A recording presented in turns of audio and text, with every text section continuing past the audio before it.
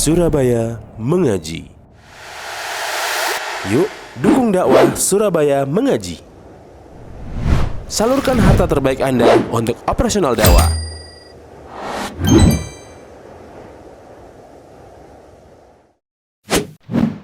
SM Store, amanah dalam muamalah. Bismillahirrahmanirrahim. Assalamualaikum warahmatullahi wabarakatuh. Innal hamdalillah nahmaduhu wa nasta'inuhu wa nastaghfiruh wa na'udzu billahi min syururi anfusina wa sayyiati a'malina. May yahdihillahu fala mudilla lahu wa may yudlilhu fala hadiya lahu. Wa asyhadu an la ilaha illallah wahdahu la syarika lah, ilahul awwalin wal akhirin. Wa asyhadu anna Muhammadan abduhu wa rasuluh. Allahumma salli wa sallim wa barik ala Muhammad wa ala alihi wa ashabihi wa man ihtadaw bihudahu ila yaumiddin, amma ba'd. Allahumma inna nas'aluka khaira ma fi hadal masa' wa khaira ma ba'dah, wa na'udzu bika min syarri ma fi hadzal masa' wa syarri ma ba'dah. Allahumma sallimna ila Ramadan wa sallim lana Ramadan wa tasallamhu minna mutaqabbala. Jamaah dirahmati Allah Subhanahu wa taala, alhamdulillah. Pujian dan rasa syukur kehadirat Allah Subhanahu wa taala tiada henti-hentinya membasahi lisan ini.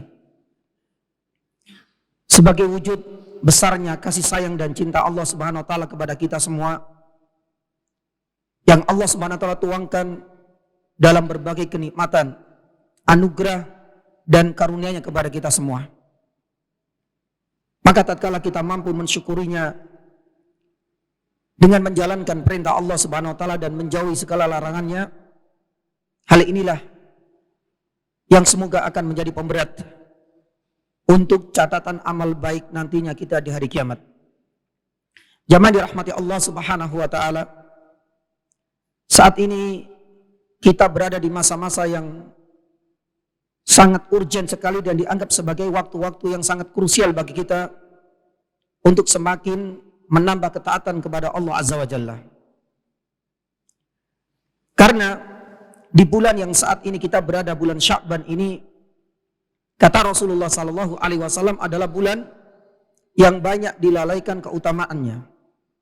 Bulan yang banyak dilupakan fadilahnya oleh kebanyakan manusia. Rasulullah sallallahu alaihi wasallam pernah bersabda, "Wa dzalika syahrun yaghfulun nasu anhu baina Rajab wa Ramadan." Bulan Sya'ban yang saat ini kita berada ini adalah bulan yang diapit antara dua bulan. Bulan Rajab yang telah berlalu dan bulan Ramadan yang sedang menanti kita. Kata Rasulullah sallallahu alaihi wasallam, bulan Sya'ban ini berada di tengah-tengah, di mana banyak manusia yang melalaikan keutamaannya. Sebagian ulama ilmu hadis menjelaskan apa alasan dan sebab. Banyak di antara manusia melalaikan keutamaan dari bulan Sya'ban. Salah satunya karena perhatian besar manusia. Pun demikian, energi yang dimiliki oleh kaum muslimin lebih banyak dicurahkan, difokuskan pada dua bulan Rajab dan bulan Ramadan. Karena menganggap kedua bulan ini memiliki kelebihan keutamaan yang lebih banyak dibandingkan dengan bulan Sya'ban yang saat ini kita berada. Kita tahu bagaimana keutamaan bulan Rajab, salah satu di antara bulan-bulan yang Allah sucikan dan Allah Subhanahu wa taala haramkan. Maka sebagian dari perhatian mereka dan sebagian dari energi yang tersisa dari bulan Rajab, mereka persiapkan untuk bulan Ramadan yang kita tahu bagaimana keutamaan dan fadilahnya. Maka menjadilah bulan Sya'ban yang saat ini kita berada menjadi seakan-akan terlupakan, terlalaikan keutamaannya. Padahal Rasulullah sallallahu alaihi wasallam dan banyak di antara para ulama menjelaskan, ternyata bulan Sya'ban ini memiliki banyak sekali fadilah. Salah satu di antara fadilah yang Allah Subhanahu wa taala lewat lisan Rasulullah sallallahu alaihi wasallam sebutkan, bulan Sya'ban ini adalah salah satu di antara tahapan manusia itu akan ditampakkan seluruh amalannya di hadapan Allah Subhanahu wa taala. Kata Rasulullah sallallahu alaihi wasallam, "Wa fi turfa'ul a'mal ila rabbil alamin."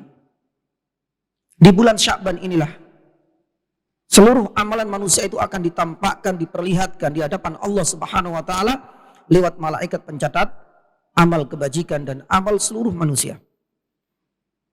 Oleh karena itu Rasulullah sallallahu alaihi wasallam fa'uhibbu ayyurfa'a amali wa ana shaim.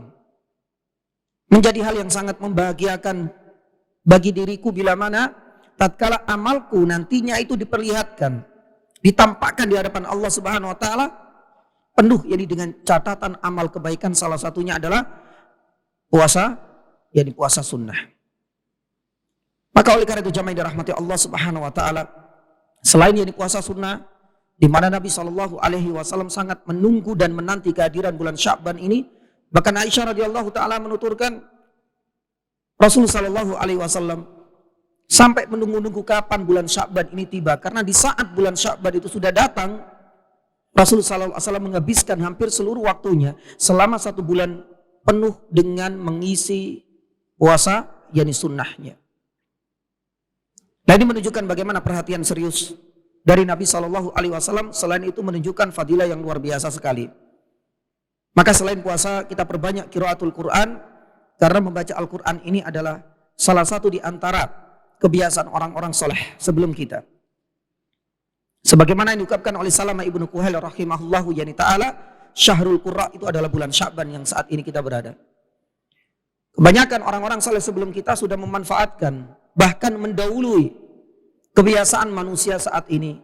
Membaca Al-Quran tidak dimulai di saat kita berada di bulan Ramadan, hari pertama.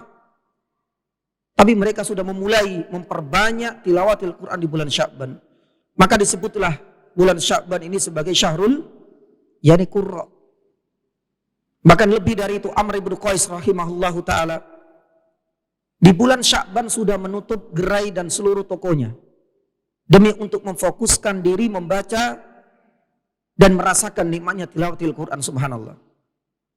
Maka oleh karena itu jamaah yang dirahmati Allah Subhanahu wa taala, mudah-mudahan muqaddimah seperti ini mengingatkan kita kembali untuk selalu memupuk diri ini, hati ini dengan berbagai ibadah dan ketaatan kepada Allah Subhanahu wa taala. Karena Dhunnun al-Misri rahimahullahu ta'ala mengatakan bahwasanya bulan Sya'ban ini adalah ayyamut ta'at. Kalau bulan Rajab yang telah kita lewati bersama diibaratkan oleh Dhunnun al-Misri itu adalah masa-masa di mana kita menceraikan diri kita ini dengan berbagai kemaksiatan. Adapun bulan Rajab kita memupuk diri ini dengan ketaatan kepada Allah Subhanahu wa taala, ayyamut ta'at saat ini. Sedangkan yang di bulan Ramadan itu baru adalah masa-masa kita akan menanti karomah dan kemuliaan bulan Ramadan. Makanya Dhunnun al-Misri rahimahullahu ta'ala pernah menuturkan, siapapun di antara manusia dan kaum muslimin yang telah melewatkan bulan Rajab tanpa bercerai dengan kemaksiatan dan dosa masa lalunya, telah melalui bulan Sya'ban tanpa mengisinya dengan berbagai ketaatan kepada Allah, bahkan telah melewati bulan Ramadan tanpa sedikit pun merasakan nikmatnya dan lezatnya karomah dan kemuliaan bulan Ramadan, kata Dhunnun al-Misri, tipikal orang seperti ini adalah orang yang paling merugi di dunia, waliyadzubillah. Jamaah dirahmati Allah Subhanahu wa taala, semoga Allah Subhanahu wa taala memudahkan langkah kita untuk bisa mengisi bulan Sya'ban ini dengan berbagai ketaatan, dengan berpuasa sunnah, memperbanyaknya, pun demikian dengan memperbanyak tilawatil Quranul Karim. Karena ini adalah sebagai bekal terbaik dan modal yang paling spesial untuk menyambut dan menyapa tamu agung yang sudah kita nanti kedatangannya, yaitu bulan Ramadan yang agung. Jamaah yang dirahmati Allah Subhanahu wa taala, sesi yang pertama ini kita akan mengupas tentang peristiwa besar dalam sejarah Islam.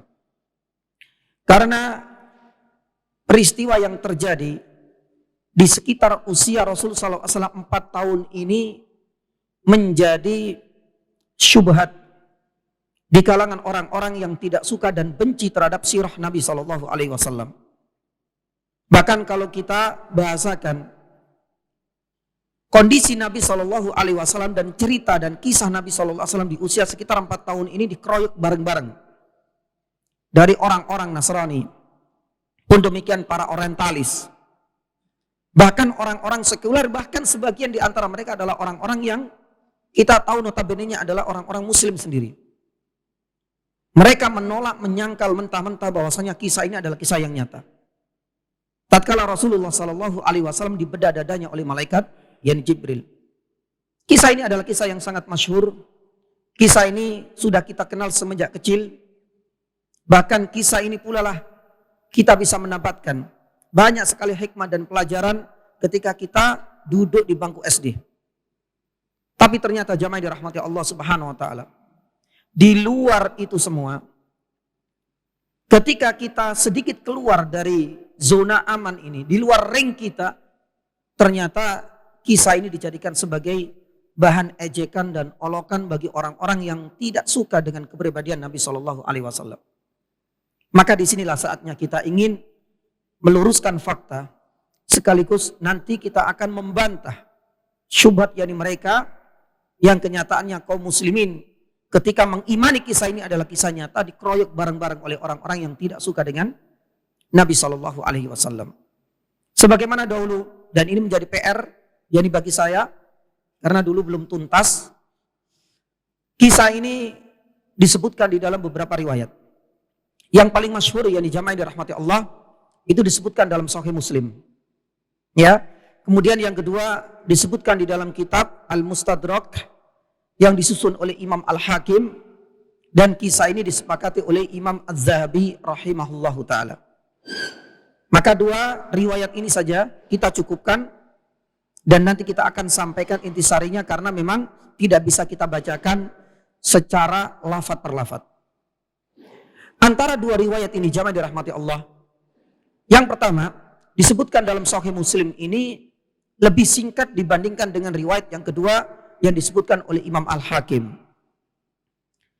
Imam Muslim meriwayatkan bahwasanya Nabi Shallallahu Alaihi Wasallam ketika masih kecil, tidak disebutkan usianya, datanglah seorang malaikat, dan itu adalah malaikat Jibril. Ini di riwayat Imam Muslim. Datang malaikat Jibril menemui Nabi Shallallahu Alaihi Wasallam, kemudian membedah dada Rasul Shallallahu Alaihi Wasallam. Rasulullah Shallallahu Alaihi Wasallam ketika itu melihat betul, menyaksikan dengan mata, yakni kepalanya sendiri. Dan ini terjadi di siang hari. Dan tidak dalam kondisi Nabi Shallallahu Alaihi Wasallam tertidur, atau tidak dalam kondisi Nabi Shallallahu Alaihi Wasallam bermimpi, tidak sama sekali. Karena memang kala itu Nabi Shallallahu Alaihi Wasallam sedang mengembalakan kambing. Dan kita tahu nggak ada cerita mengembalakan kambing di malam hari atau dalam mimpi. Apalagi ada bukti yang lain, di mana Rasul Shallallahu Alaihi Wasallam kala itu ditemani oleh anaknya Halimah, yakni As-Sa'diyah. Anaknya Halimah ini pulang untuk mengambil perbekalannya, sedangkan Nabi Shallallahu Alaihi Wasallam sendirian. Nah, disinilah kemudian Rasul Shallallahu Alaihi Wasallam didatangi oleh malaikat Jibril. Lantas malaikat Jibril membaringkan Nabi Shallallahu Alaihi Wasallam, kemudian membedah dadanya. Dari sini kemudian Rasul Shallallahu Alaihi Wasallam diambil dari dadanya ini, di dalam dadanya ini organ yang penuh dengan kehitam-hitaman, dan itu adalah jantung Nabi Shallallahu Alaihi Wasallam. Maka dicucilah jantung Rasulullah Shallallahu Alaihi Wasallam dengan air Zam-Zam. Ini yang ada di riwayat Sahih Muslim terlebih dahulu. Hanya dibasuh sekali saja oleh malaikat Jibril dengan air Zam-Zam. Baru kemudian dikembalikan lagi seperti sedia kala. Kemudian Rasulullah Shallallahu Alaihi Wasallam sehat bugar seperti semula. Ketika datang putra dari Halimah, begitu kagetnya dia sampai kemudian berteriak menyampaikan kepada mamanya, kepada ibundanya, "Inna Muhammadan qad kutil." Muhammad ini sudah dibunuh. Ya, oleh malaikat yang membedah yakni dadanya. Dan dari sinilah kemudian kisah ini berakhir. Karena di dalam riwayat Sahih Muslim ini tidak terlalu mendetail dan tidak terlalu panjang.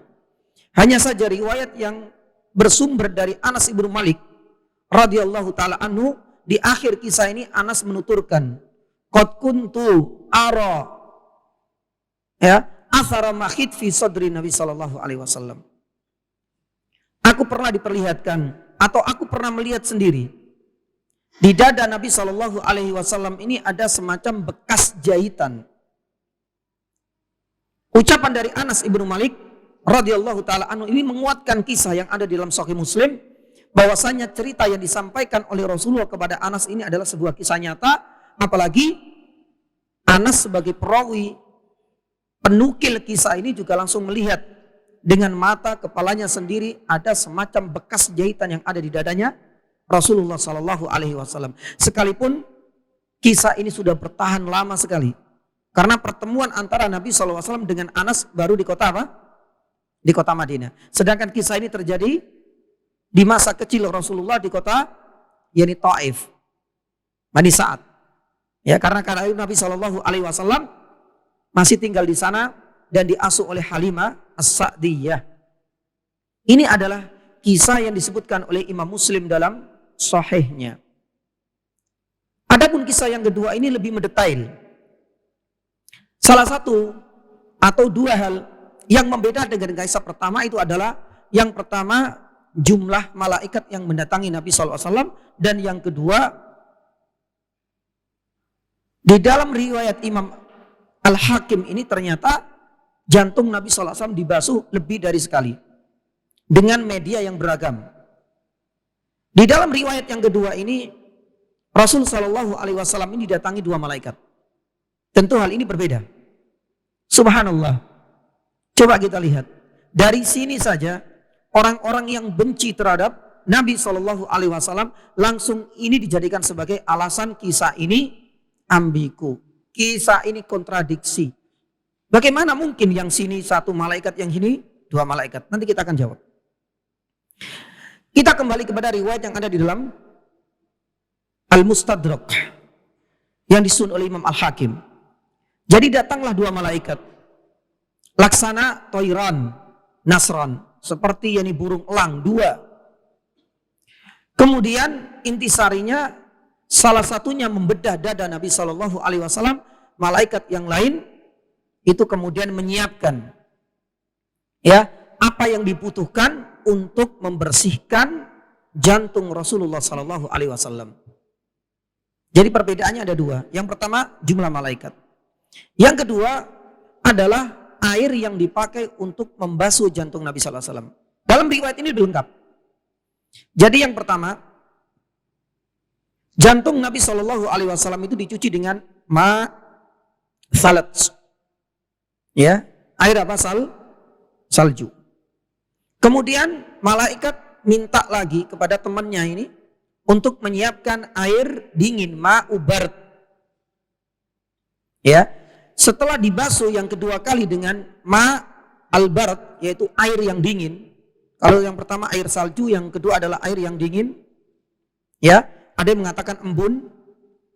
Kemudian yang ketiga, setelah itu jantung Nabi Shallallahu Alaihi Wasallam dimasukkan lagi, baru kemudian dikasih as-sakinah, ketenangan yang ada dalam hati Nabi Sallallahu Alaihi Wasallam.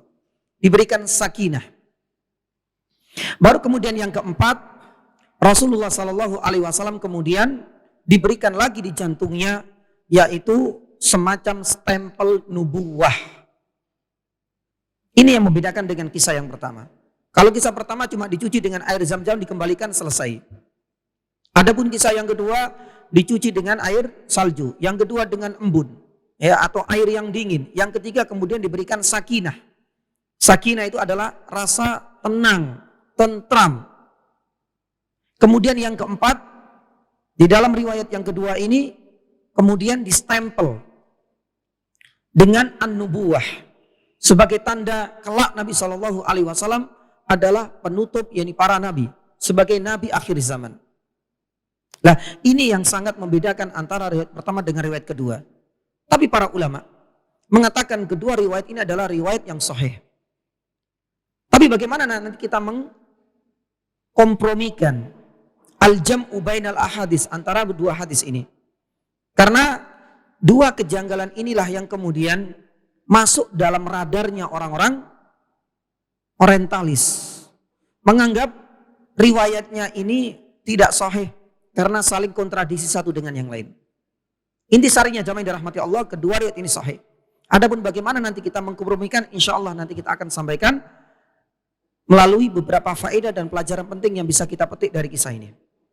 Baik, jamaah dirahmati Allah Subhanahu wa taala, selanjutnya kita akan masuk pada beberapa pelajaran penting dan faedah yang bisa kita petik dari kisah pembedahan dada Nabi Shallallahu Alaihi Wasallam di usia belia ini. Yang pertama, yang ingin kita bahas adalah berapa sih usia Nabi Shallallahu Alaihi Wasallam ketika dibedah dadanya. Ternyata ini menjadi silang pendapat di kalangan para ulama ilmu hadis dan para sejarawan. Berapa usia Nabi Shallallahu Alaihi Wasallam ketika dibedah? Ya, ternyata ada beberapa pendapat. Pendapat yang pertama, dan ini adalah pendapatnya Imam Muslim, rahimahullahu taala, beliau mengambil pendapat abstain. Dia nggak bisa untuk menentukan berapa usia Rasul Shallallahu Alaihi Wasallam dalam kejadian ini. Kenapa demikian? Karena Imam Muslim ini yang meriwayatkan hadis yang bersumber dari Anas bin Malik, di mana hadis ini sahih tanpa menyebutkan usia Rasul Shallallahu Alaihi Wasallam. Tapi beliau percaya kisah ini nyata. Hanya saja untuk masalah usia beliau tidak bisa memastikan, abstain. Ini adalah pendapat yang pertama.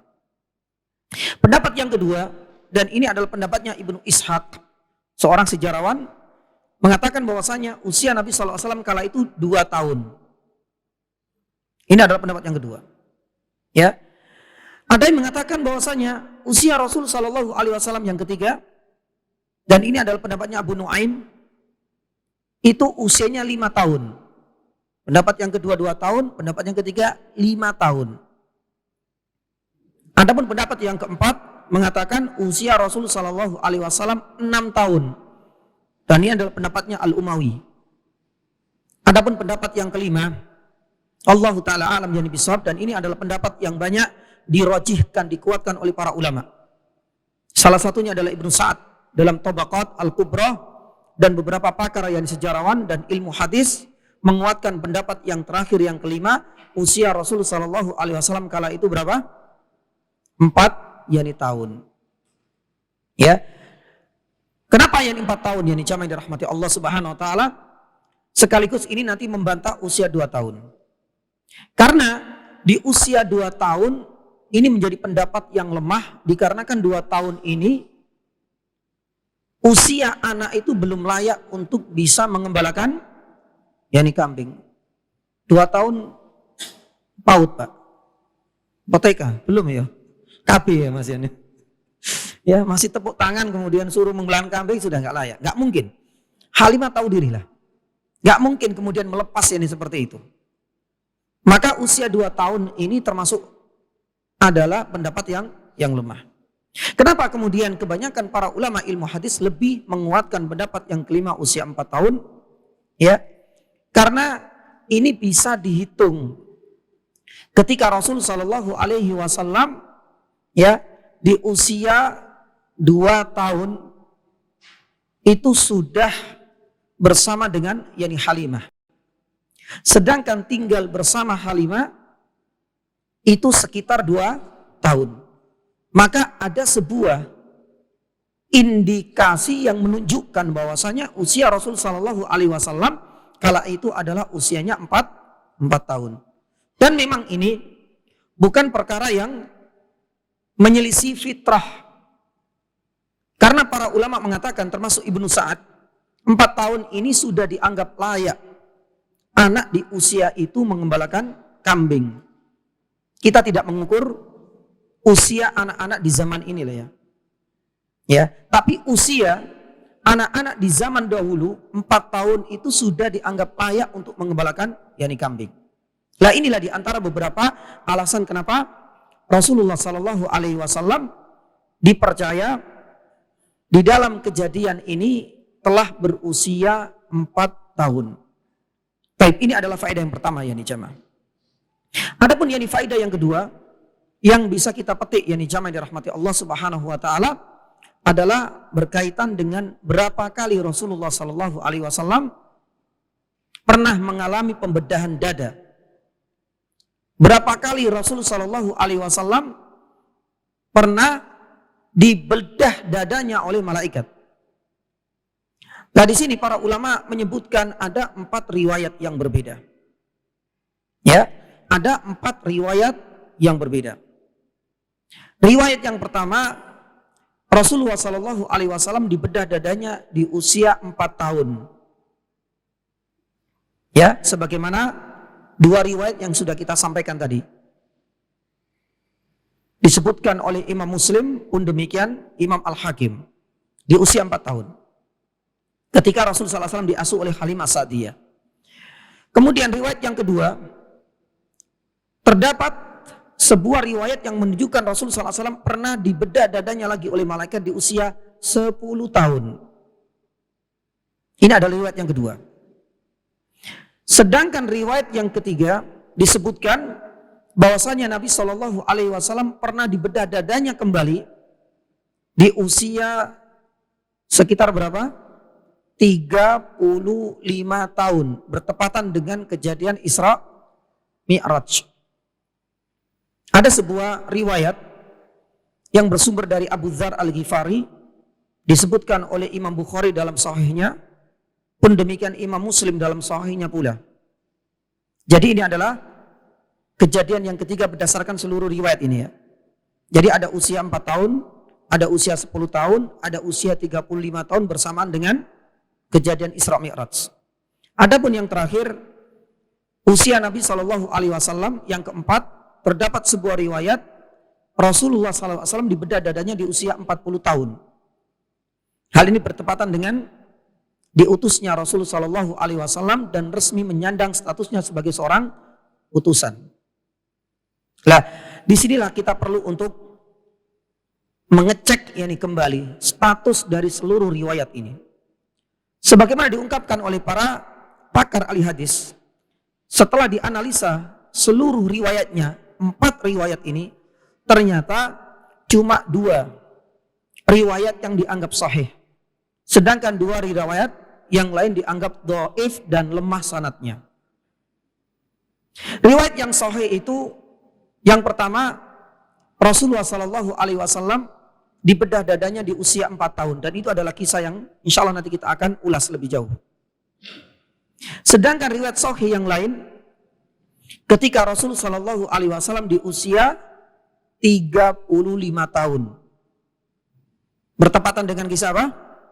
Isra Mi'raj. Berarti 2 riwayat yang lain tidak bisa kita jadikan sebagai acuan dan landasan hukum. Jadi yang lemah sanadnya usia berapa tadi? 10 tahun sama yang 40 tahun. Dikasih tambahan. Lemah sanadnya. Jadi dari sinilah kemudian jamaah dirahmati Allah Subhanahu wa taala bisa disimpulkan sepanjang kehidupan Rasulullah sallallahu alaihi wasallam pernah mengalami 2 kali dibedah dadanya oleh malaikat. Di usia 4 tahun dan di usia 35 tahun. Baik, ini adalah faedah yang kedua. Adapun faedah yang ketiga, ini lebih kepada bantahan ya nih jamaah. Ya. Faedah yang ketiga, kita harus yakin, beriman dan percaya bahwasanya kisah ini adalah kisah nyata. Bukan kisah fiktif, bukan dongeng, atau kisah ini bertentangan dengan akal sehat, bertentangan dengan tabiat dan naluri manusia.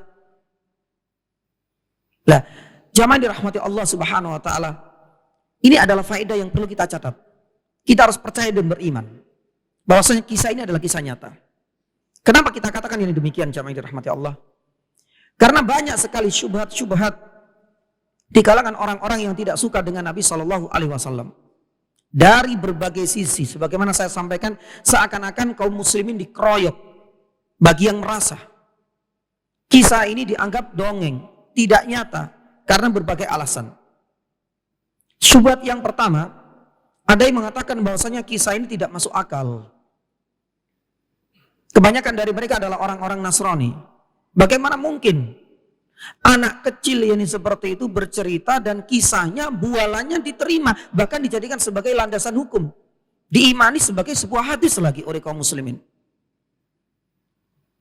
Bahkan ini juga diamini, oleh orang-orang orientalis.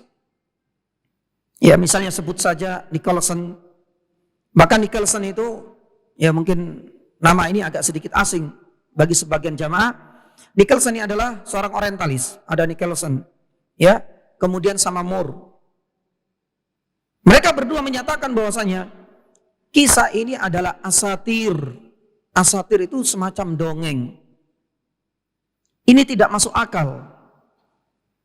Sampai kemudian Nicholson mengatakan kaum muslimin terlalu banyak berhalusinasi dengan tafsir yang ada di dalam surat Al-Insyirah. Apa itu? Alam nashrah laka sadrak. Nanti kita akan sampaikan juga tafsirnya sedikit mengenai hal ini. Karena menurut Nicholson katanya, kisah ini sudah tidak masuk akal. Adapun surat Al-Insyirah, ini beraninya orientalis sampai kemudian bisa memastikan alam nashrah laka sadrak itu secara maknawi bukan secara fisik. Allah Subhanahu wa taala nashrah laka sadrak itu artinya apa? Membesarkan jiwanya, melapangkan dada Nabi sallallahu alaihi wasallam.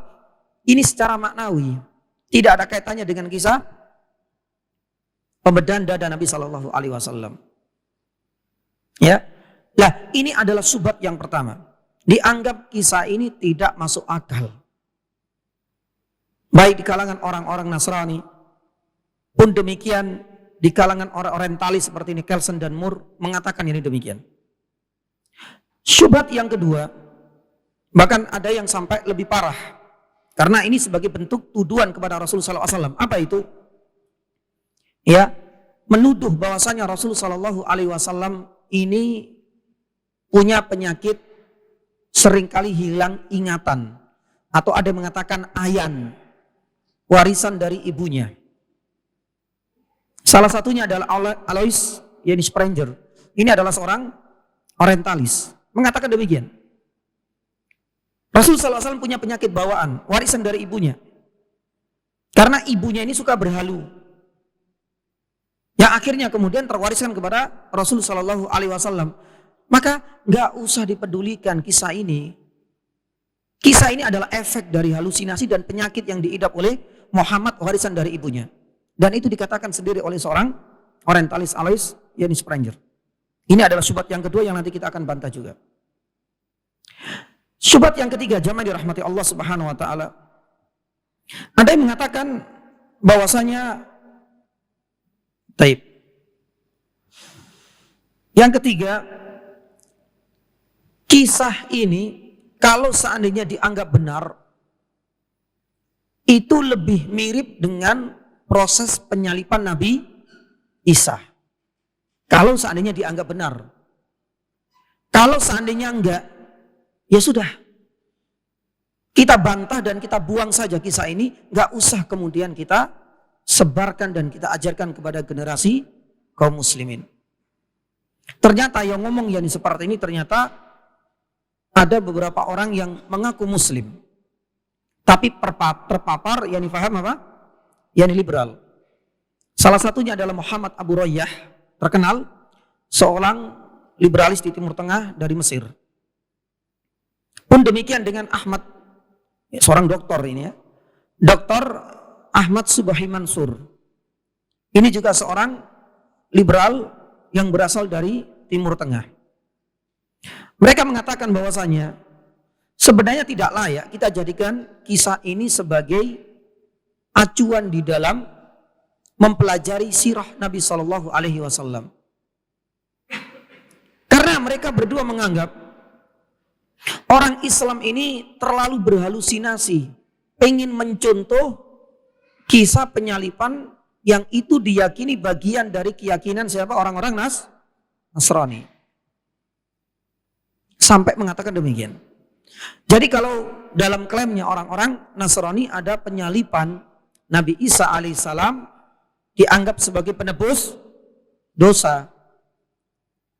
Kisah ini kemudian diviralkan menurut mereka berdua sebagai wujud bahwasanya kita pun sama memiliki kisah di mana cerita ini menurut kedua orang orientalis ini dianggap yakni sebagai bentuk bagaimana Nabi Shallallahu Alaihi Wasallam menebus dosa umatnya lewat apa?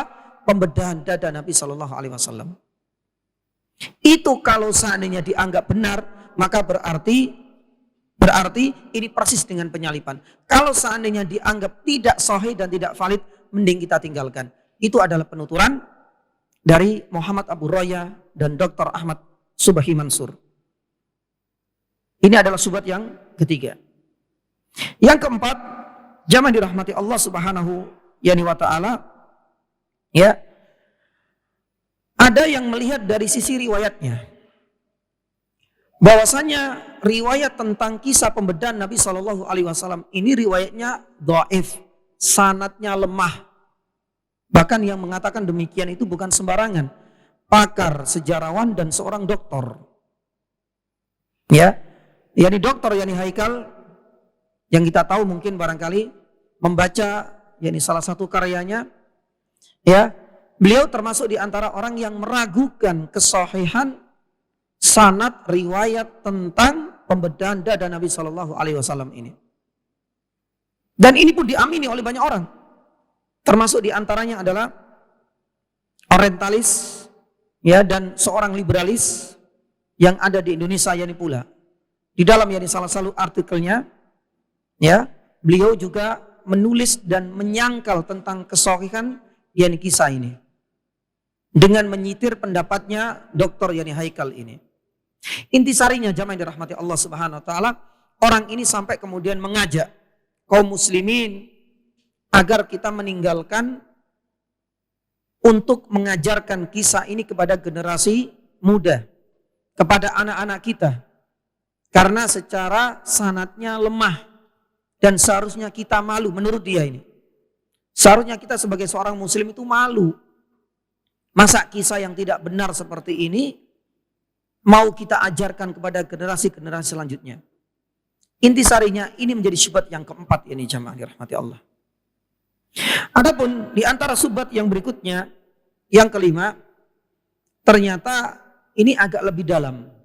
Melihat dari status Anas ibnu Malik radhiyallahu taala anhu sebagai si penukil cerita ini.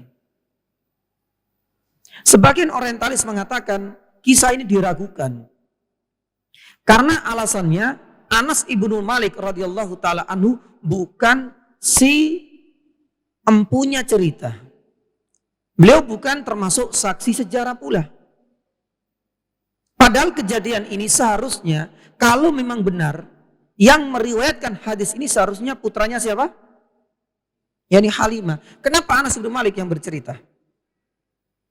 Padahal kita tahu kisah ini terjadi di masa kecilnya Nabi SAW. Rasulullah SAW baru bertemu dengan Anas ketika hijrah ke kota Madinah.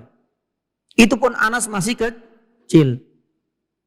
Nah, melihat dari sisi inilah kemudian sebagian orientalis menolak dan mengingkari kevalidan yang kisah ini gara-gara salah satunya, dan ini menjadi syubhat, usia Anas, dan Anas bukan termasuk saksi sejarah. Jamaah dirahmati Allah Subhanahu wa taala. Seperti itulah gambaran syubhat tentang kisah ini. Tapi sudah kita sampaikan tadi, faidah, dan ini adalah bagian dari keimanan kita. Kita harus percaya, beriman bahwasanya kisah ini adalah kisah yang nyata. Terus bagaimana kita meluruskan dan membantah syubhat demi syubhat yang dikencarkan oleh orang-orang yang tidak suka terhadap kepribadian Nabi Shallallahu Alaihi Wasallam ini? Ada beberapa poin yang ingin kita luruskan. Saya tidak bisa membantah satu persatu berdasarkan urutan yang kami sampaikan, tapi mudah-mudahan urutan-urutan ini nanti bisa kita jadikan sebagai kunci untuk membantah satu persatu. Bahkan ada beberapa bukti-bukti yang lain yang semakin meyakinkan diri kita bahwasanya mereka ini adalah orang-orang munafik. Seperti apa? Nanti kita akan sampaikan. Baik, bantahan yang pertama jamaah dirahmati Allah Subhanahu wa taala. Para ulama menyebutkan bahwasanya pembedahan dada Nabi Shallallahu Alaihi Wasallam ini adalah bagian dari mukjizat Nabi. Bagi seorang muslim, maka poin pertama ini harus kita awalkan. Kejadian yang mungkin dianggap dongeng, di luar nalar, bertentangan dengan akal dan logika sehat manusia, sanadnya dhaif dan lain sebagaimana kita sampaikan, Maka hal yang pertama yang harus kita yakinkan pada diri kita, kisah di luar nalar, di luar akal sehat ini adalah bagian dari mukjizat Nabi Shallallahu Alaihi Wasallam. Dan tatkala kita mempelajari mukjizat, apa itu arti dari mukjizat jemaah? Mukjizat itu adalah suatu kejadian, baik itu ucapan, prediksi maupun perbuatan yang itu di luar apa? Kebiasaan manusia. Maka kalau seandainya kita menganggap ini di luar kebiasaan manusia, lewat mukjizat ya biasa. Dan inilah yang kemudian diyakinkan oleh Imam Al-Baghawi di dalam kitabnya Masabih, yakni As-Sunnah. Pun demikian Imam Al-Baydhawi di dalam kitabnya Tuhfatul Abrar. Kedua imam ini, Imam Al-Baghawi dalam kitabnya Mafatihus Sunnah dan Imam Al-Baydhawi dalam Tuhfatul Al-Abrar menyatakan bahwasanya ini adalah tanda-tanda mukjizat yang Allah Subhanahu wa taala karuniakan kepada Nabi Shallallahu alaihi wasallam. Kalau sudah berbicara masalah mukjizat ya sudah. Kita tidak bisa lagi untuk menggunakan akal kita untuk mencerna. Yang dibutuhkan itu adalah apa? Hati, bagaimana kita mengimaninya. Ini adalah poin yang pertama yang dijamaah. Adapun poin yang kedua, sebagai yang dibentuk bantahan kepada mereka, dari sisi kritik sanadnya, riwayat ini sahih sudah kita sampaikan berkali-kali. Maka ini menjadi bantahan bagi siapa? Dr. Yani Haikal, pun demikian seorang liberalis yang ada di Indonesia, yang dikenal yani dengan MGR, nanti bisa dicari sendiri. Dan riwayat artikelnya juga masih ada. Ya, dan ini secara tidak langsung jadi bantahan bagi mereka. Di saat mereka meragukan kevalitan kisah ini, tapi para muhadditsun tidak ada yang benar-benar mengingkari kesahihan cerita ini. Jadi yang pertama, riwayat ini sahih. Apalagi dicantumkan di dalam Sahih Muslim. Pun demikian yang tadi dicantumkan pula dalam Al-Mustadrak karya Imam Al-Hakim, dan kisah ini disepakati oleh Imam Az-Zahabi rahimahullahu yani ta'ala. Dari secara tidak langsung ini bantahan kepada Dr. Yani Haikal dan orang-orang yang mengikuti pendapatnya. Ini yang kedua yani jamaah. Adapun bantahan yang ketiga, para ulama menunjukkan bahwasanya kejadian di luar akal, di luar nalar manusia, ini sebenarnya adalah bagian dari mukjizat yang tidak hanya terjadi pada diri Nabi SAW. Bahkan para al-anbiya, terutama para ulul azmi, pun mendapatkan jatah yang sama dari Allah Subhanahu Wa Taala. Nah ini perlu kita awalkan juga nomor 3 ini. Kita akan bisa membuktikan bahwasanya ternyata mereka adalah orang-orang yang apa istilahnya itu, apokrit apa? Orang-orang munafik, menggunakan standar ganda mereka. Ya, bahwasanya kisah yang di luar nalar ini sebenarnya banyak terjadi juga pada nabi-nabi sebelumnya. Satu contoh ya misalnya, Nabi Ibrahim alaihissalam. Ya, salah satu di antara kejadian yang sangat masyhur, di mana semua orang pasti akan percaya kisah ini sudah di luar nalar manusia, di luar akal sehat. Tatkala apa?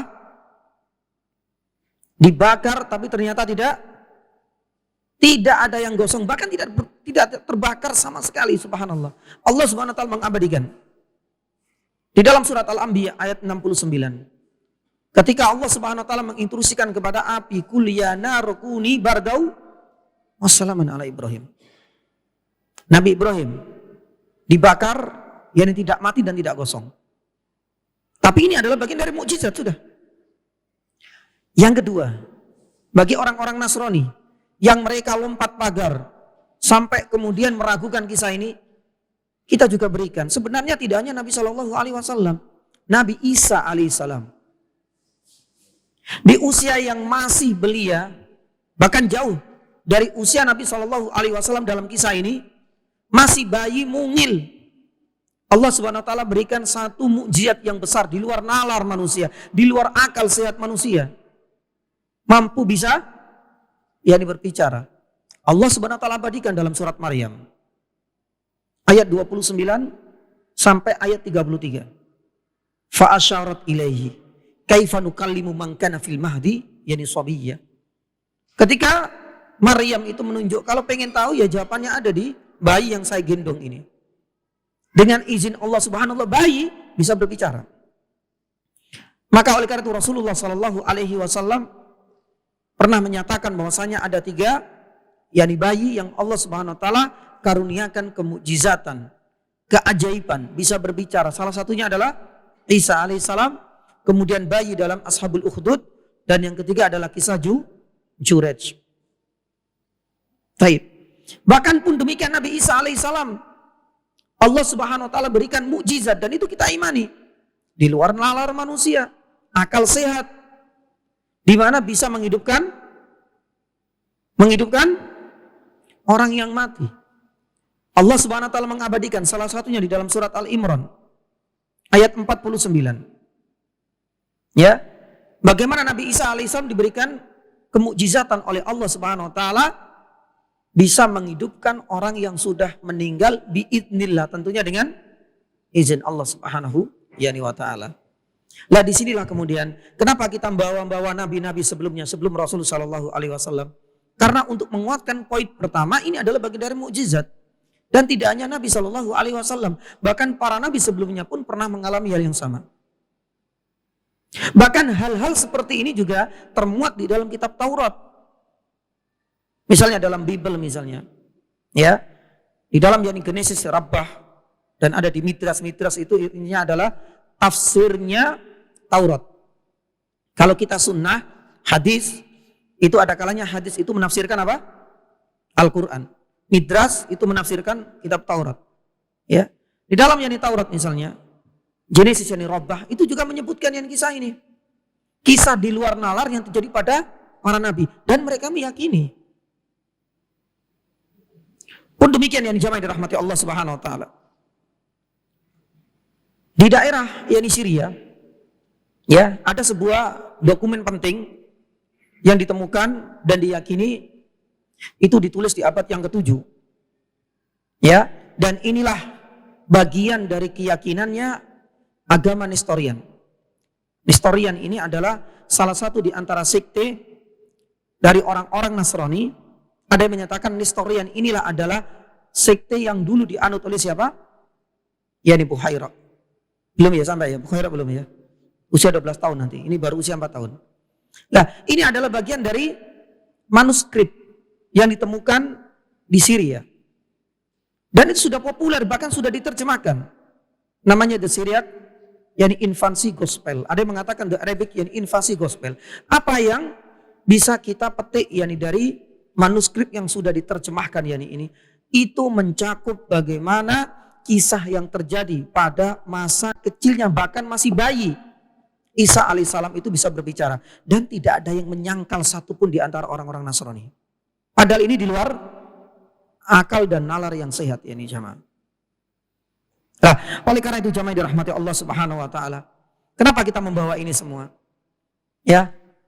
Kalau seandainya kalian semua benar-benar menyatakan bahwasanya kisah yang ada pada diri Nabi sallallahu alaihi wasallam itu tidak masuk akal, di luar nalar, kenapa kalian hanya berani menyindir dan membantah kisah pada diri Nabi sallallahu alaihi wasallam, tapi menampakkan kepengecutan Anda sekalian tidak mau mengkritiki yani apa yang terjadi pada kitab-kitab suci kalian? Padahal Isa alaihissalam bayi bisa berbicara, ini di luar nalar. Kenapa enggak kau kritiki itu semua? Kenapa enggak bantah itu? Nabi Ibrahim ada di dalam kitab-kitab Taurat. Kenapa enggak engkau bantah ini juga sekalian? Maka kesimpulannya jamaah dirahmati Allah Subhanahu wa taala, dengan membuka wacana seperti ini menunjukkan bahwasanya mereka adalah sejatinya orang-orang munafik. Ya, mereka sejatinya adalah orang-orang yang menerapkan standar ganda, hanya berani untuk mengkritisi, ya, menyebar yani syubhat pada diri Nabi sallallahu alaihi wasallam, tapi tak berani untuk mengingkari hal-hal yang nyata-nyata itu juga sama di luar nalar dan akal sehat manusia yang terjadi pada nabi-nabi sebelum Rasul sallallahu alaihi wasallam, dan itu termaktub di dalam kitab-kitab suci mereka. Maka ini membuka wacana kita, kalau seandainya kita menghadapi orang-orang seperti itu kita bantah. Baik, ini adalah yang ketiga ya nih jamaah. Adapun yang berikutnya, yang keempat, ya, ini adalah bantahan untuk Alois Sprenger yang dikatakan bahwasanya Nabi SAW punya penyakit apa tadi? Ayan atau sering hilang ingatan, warisan dari siapa? Yani ibunya. Ini juga dibantah oleh para ulama. Ya, Alois ini yang sebenarnya banyak berhalusinasi. Mereka nggak punya dalil sama sekali. Nggak ada dalil sahih pun yang dijadikan dasar dan pijakan oleh Alois Spranger yang mengatakan demikian. Bahkan yang para ulama menyebutkan, salah satunya Ibnu Ishaq di dalam Sirah Nabawiyah, ya, itu mengatakan bahwasanya Aminah itu adalah wanita yang baik-baik. Aminah adalah seorang perempuan yang benar-benar sehat secara fisiknya. Disebutkan oleh Ibnu Ishaq. Bahkan di dalam kitab yang lain misalnya Al-Anwar Al-Kashifah yang dikarang oleh Abdurrahman Al-Yamani yang terkenal dengan Muallimi. Ya, itu juga menyebutkan bantahan yang seperti ini ya jamaah. Jadi ini sebenarnya tidak sesuai dengan fakta yang ada. Tapi kita pengen menelusuri apa sih yang menjadikan alasan Spranger ini sampai kemudian mengatakan Rasulullah SAW itu punya penyakit bawaan warisan dari ibundanya. Karena beliau ini juga pernah membaca sebuah kisah bahwasanya ibundanya ini pernah bermimpi. Masih ingat ya ini dulu? Mimpi yang dilihat oleh ibunya apa? Nah, ini yang kemudian dikaitkan. Kalau ibunya saja suka berhalusinasi, maka berarti anaknya berarti siapa? Rasul Shallallahu Alaihi Wasallam ini juga suka berhalusinasi. Ini memang sudah menjadi penyakit bawaan. Hanya melihat dari sisi itu. Padahal kita sampaikan ya jamaah dirahmati Allah. Dahulu sudah kita sampaikan. Ya, berkaitan dengan seluruh riwayat yang ada kaitannya dengan detik-detik kelahiran Nabi Shallallahu Alaihi Wasallam kebanyakan memang dhaif. Kecuali Allah Taala alam yang satu yang kita sampaikan dahulu dan disahkan oleh Syekh Albani rahimahullahu yani ta'ala, detik-detik kelahiran Nabi Shallallahu Alaihi Wasallam dan menjadi tanda kenabian Rasulullah Shallallahu Alaihi Wasallam itu dikarenakan 3 hal. Yang pertama, masih ingat dulu ya, dakwatu siapa? Doanya siapa? Nabi Ibrahim. Yang kedua dulu siapa? Bisyarah. Bisyarah itu adalah kabar gembira dari Nabi siapa? Nabi Isa alaihissalam.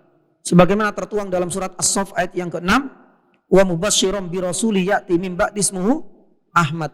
Sedangkan yang ketiga itu adalah ru'ya. Memang benar, itu adalah mimpi dari siapa? Dari ibundanya. Tapi yang mengatakan demikian Rasul sallallahu alaihi wasallam dan hadis ini sahih. Berarti itu adalah sebuah wahyu. Makanya kemudian diperkuat lagi oleh Ibnu Ishaq. Di dalam kitabnya As-Sirah, Ibnu Ishaq menuturkan ya, tentang apa? Tentang kisah ru'ya yang dilihat oleh ibundanya ini pernah ditanyakan oleh Halimah As-Sa'diyah. Apakah engkau pernah bermimpi sebagaimana yang disabdakan oleh Nabi Shallallahu Alaihi Wasallam ini? Iya. Sampai-sampai ibundanya Nabi Shallallahu Alaihi Wasallam Aminah mengatakan bahwasanya saya benar-benar tidak dalam kondisi diganggu oleh jin atau syaitan.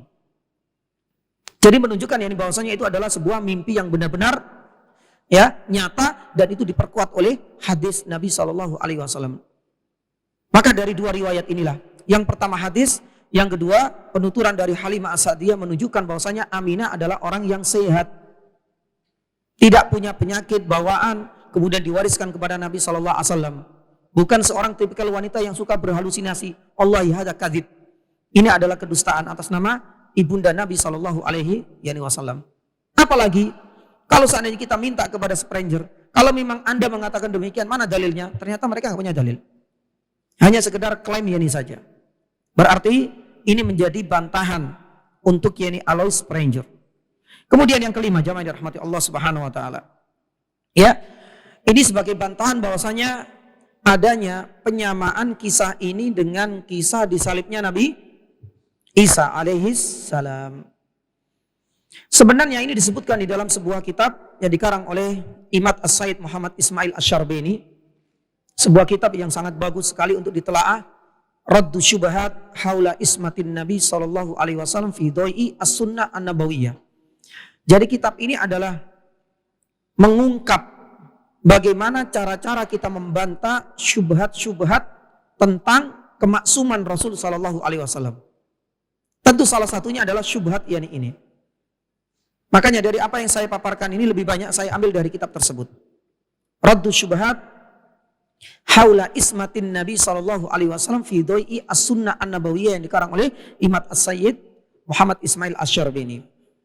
Pun demikian dengan Fatratul Wahyu dan masih banyak syubhat-syubhat yang alhamdulillah. Ya. Yani Syekh Asy-Syarbini ini mampu untuk membantah satu persatu dan termasuk kitab yang kekinian. Kenapa demikian? Karena di dalam kitab ini juga mencantumkan syubhatnya tidak hanya di kalangan kaum muslimin, tapi sebagaimana saya sampaikan, orang-orang orientalis disebutkan yang pula di dalam kitab ini. Baik, kita kembali kepada syubhat yang kelima. Adanya penyamaan dengan kisah penyalipan Nabi Isa ini adalah sebuah kedustaan yang besar ya nih jemaah. Ya. Karena kita tahu para ulama sudah menyatakan ya, satu, kisah penyalipan Nabi Isa alaihissalam dalam keyakinan kita kaum muslimin itu adalah kebohongan. Sebab Al-Quran sendiri yang membantah. Di dalam surat An-Nisa ayat 157 ya sampai 158 Allah Subhanahu wa taala sudah mengabadikan yakni kisah ini. Bahwasanya Nabi Isa alaihissalam wa ma qataluhu wa ma salabuhu. Nabi Isa enggak dibunuh. Nabi Isa tidak disalib yakni pula. Di surat An-Nisa di berikutnya 158 barrafa'ahullahu yakni ilaihi. Selesai masalah. Jadi orang yang menyamakan kisah ini dengan kisah penyalipan Nabi Isa alaihissalam, Allah ini sangat bertentangan sekali dengan ayat Al-Quranul Karim karena Allah SWT sendiri yang membantah di dalam Al-Quran. Pun demikian yang dijamai dirahmati Allah, beberapa ulama menyatakan, ya, kalau memang klaimnya mereka Nabi Isa itu disamakan dengan pembedahan yakni dada Nabi, ini jauh dari sisi apa? Rasa sakitnya. Para ulama menunjukkan hal ini. Ini menjadi alasan yang kedua. Karena disalibnya itu menunjukkan berat dan menyakitkannya orang itu ketika dipasak sampai kemudian berdarah. Tapi dalam kisah ini lam yu'limhun Nabi sallallahu alaihi wasallam. Rasulullah sallallahu alaihi wasallam tidak sedikit pun merasakan rasa yakni sakit. Meskipun kita tahu kisah itu kebohongan. Tidak terjadi pada Nabi Isa alaihissalam. Adapun yang kedua, kalau seandainya masih disamakan, ini beda jauh. Nabi Shallallahu Alaihi Wasallam tidak merasakan sakit, bahkan bisa menyaksikan sendiri. Detik demi detik, makanya Rasulullah Sallallahu Alaihi Wasallam bisa menceritakan secara mendetail. Tidak dalam kondisi tertidur, tidak dalam kondisi pingsan. Nabi Sallallahu Alaihi Wasallam dalam kondisi tersadar. Dan ini adalah yakni bantahan yang kedua yang disampaikan oleh para yakni ulama. Kemudian bantahan yang ketiga, kalau memang kejadian yang benar-benar terjadi pada Nabi Isa alaihissalam itu dianggap sebagai bentuk penebusan yakni dosa, itu juga tidak ada kaitannya dengan kisah ini. Karena kisah ini terjadi jauh sebelum Rasul sallallahu alaihi wasallam diangkat sebagai yakni utusan. Dan ini tentunya bertentangan dengan yang lain. Di mana Allah Subhanahu wa taala firman wala taziru waziratu yani wizra ukhra. Semuanya akan mempertanggungjawabkan seluruh amalannya sendiri-sendiri. Hal ini tentunya berbeda dengan yang mereka yakini. Makanya mereka meyakini pasti selama masuk dalam keyakinan itu mereka akan masuk yakni surga, masuk paradis, masuk firdaus. Dengan keyakinan bahwasanya sebesar dan seberat apapun dosa mereka itu sudah ditanggung oleh siapa? yakni Nabi Isa. Itu keyakinan mereka. Tapi kalau kita enggak. Makanya di dalam keyakinan kita jamaah dirahmati Allah Subhanahu wa taala, bahkan Al-Qur'an menunjukkan yauma yafirul mar'u min akhi wa ummi wa abi, semua sendiri-sendiri. Bahkan di antara umatnya Rasul sallallahu alaihi wasallam pun nanti akan yang banyak masuk neraka. Asalkan masih punya keimanan, kelak mereka akan dimasukkan setelah selesai pembersihan dari seluruh yakni dosa-dosanya di neraka. Itu yang kita yakini. Jadi beda banget dengan kisah mereka. Seandainya kisah itu yakni benar, padahal kisah tentang penyalipan Nabi Isa alaihissalam itu adalah sebuah kebohongan yang sudah didustakan oleh Al-Quranul Karim. Jadi ini adalah bantahan yang kelima. Yang keenam ya jamaah dirahmati Allah Subhanahu wa taala. Ya. Kisah ini tidak bertentangan dengan realita di zaman ini jamaah. Karena dunia medis sudah menunjukkan bahwasanya seseorang itu bisa dibedah dadanya, dibedah punggungnya. Ya ini asalkan nggak disembelih ya. Ya, tapi tetap dalam kondisi masih hidup.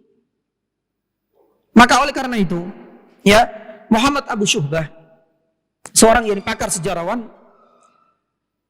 seorang sejarawan dan pakar ahli sejarah, di dalam kitabnya Difa' anis Sunnah wa Raddu Syubahil al-Mustasyrikin.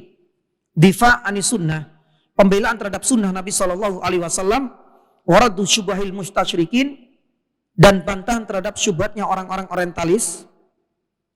Syekh Muhammad Abu Syuhbah ini juga membantah tentang syubhat dari orang orientalis terkait kisah ini. Kata Syekh Muhammad Abu Syuhbah mengatakan, kisah ini adalah kisah nyata, sudah selesai masalah. Bahkan kalau seandainya dianggap tidak realistis misalnya, dunia medis dan kedokteran saat ini malah membuktikan sebaliknya. Gak ada yang perlu kemudian kita bantah.